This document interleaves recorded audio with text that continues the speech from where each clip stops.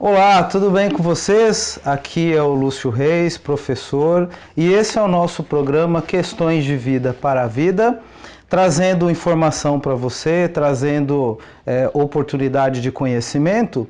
E hoje eu estou no CVV, no Centro de Valorização à Vida, com uma convidada muito especial que vai trazer muitas informações para a gente. Eu estou falando da dona Zilda Silva, que é voluntária do CVV. Antes de começar, ela já me puxou a orelha dizendo para chamá-la de você. Então nós vamos tratá-la dessa forma. Zilda, muito obrigado por nos atender, nos acolher, né? Aqui no CVV. Eu queria te dizer que é um prazer estar te conhecendo e conhecendo o trabalho tão sério que vocês têm, né? Seja muito bem-vinda. Antes de você falar, eu preciso pedir licença para você de casa, porque é um tema, às vezes, algumas famílias já passaram por essa questão com algum membro da família, do suicídio, mas é um tema que precisa ser tratado. Eu diria que é um assunto de... a população precisa de informação. Então eu queria que você nos recebesse na sua casa com muito carinho, com muito cuidado, mas nós precisamos transmitir essa informação, não é assim, Zilda? Sim, Lúcio, nós também agradecemos muito você dando esse espaço, né? Porque o CVV ele carece muito de divulgação. Então, cada vez que a gente tem a oportunidade de falar sobre o trabalho, nós ficamos extremamente gratificados. Muito obrigada mesmo. Imagina. Zilda, antes de te fazer a primeira pergunta, eu tenho aqui alguns dados de jornal de circulação que traz dados da delegacia e dados do próprio CVV.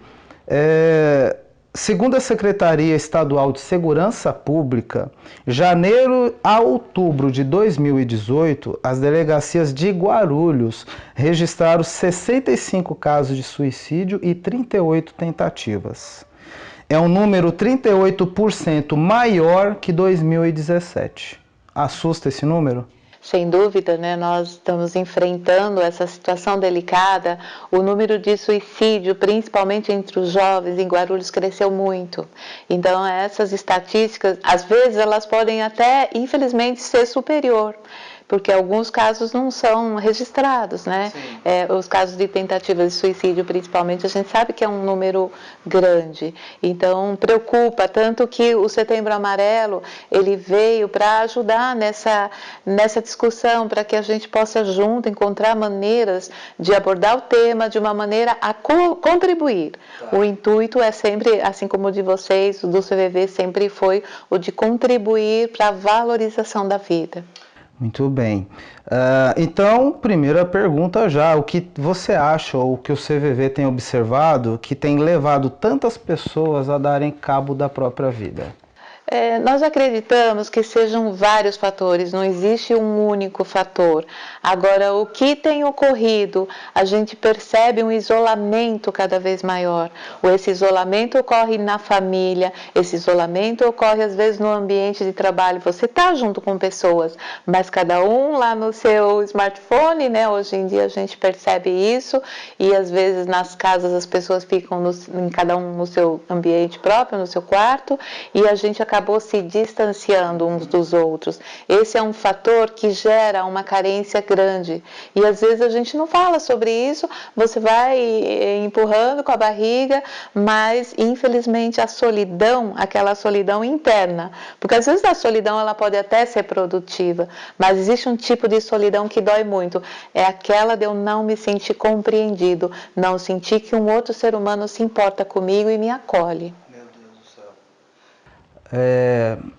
Você acha que o suicídio está vinculado somente a um tipo de doença da mente, ou tem vertentes? Como que está isso? Então, a gente tem alguns dados, existem alguns casos que sim, estão associados a algumas doenças mentais, principalmente emocionais, né?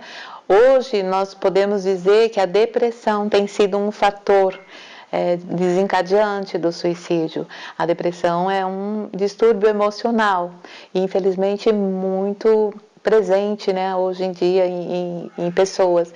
Então, assim, essa questão é um pouco ampla. Então, algumas pessoas, por exemplo, têm algumas dificuldades internas já, e dependendo da situação de vida, pode desencadear essa baixa autoestima, essa falta de sentido para a vida, né? E, como eu disse, a depressão, que é essa doença hoje que tem acometido muitas pessoas, ela leva, às vezes, se não for tratada, se não for respeitada da maneira que deve, ela pode levar muitos ao suicídio. E não tem classe social, né? Não, de forma alguma. A gente sabe hoje que o suicídio abrange todas as classes, né? Teve uma época que se dizia que era a classe inferior, depois foi até falado que não, que a classe inferior se virava mais, mas hoje a gente sabe que não existe isso e infelizmente idade também não existia, mas hoje o número de jovens cresceu. Demais, Né? Então isso tem preocupado muito, tanto que a gente tem uma demanda grande de solicitação em escolas para a gente falar do CVV, né? Porque a gente percebe alunos, criaturas muito jovens já com uma falta de sentido para a vida. Isso é muito triste, né? É verdade. Nós vamos falar um pouquinho mais adiante sobre a questão da família, o comportamento da família frente a esses casos. Mas antes disso, a OMS, a Organização Mundial da Saúde, ela diz que 90% dos casos poderia ter sido prevenido. Mas como prevenir? Então, é uma situação delicada, porque existe um sentimento de culpa em muitas famílias que perdem alguém para o suicídio. Agora, justamente esse Setembro Amarelo, essas causas todas que a gente tem acompanhado, é para a gente encontrar maneiras de nos relacionarmos melhor. Essa é uma prevenção. Quando eu me relaciono de maneira amistosa, respeitosa, aceitando o outro, o que tem acontecido muito? Nós temos essa questão de não aceitar bem o outro, até o diferente, né? E isso acaba gerando, como eu disse, esse isolamento. Eu não me sinto aceito, então eu me sinto menos, e isso tudo é uma bola de neve, né? E então essa coisa presente na nossa sociedade. Como prevenir? Aprendendo que cada um de nós precisa do outro. Então, assim, se eu conversar mais com meu filho, ou com meu marido, ou com as pessoas ao meu redor, se eu tiver uma atenção maior para essas pessoas, por exemplo, às vezes a gente percebe que a pessoa não chegou bem. E o que às vezes é comum falar?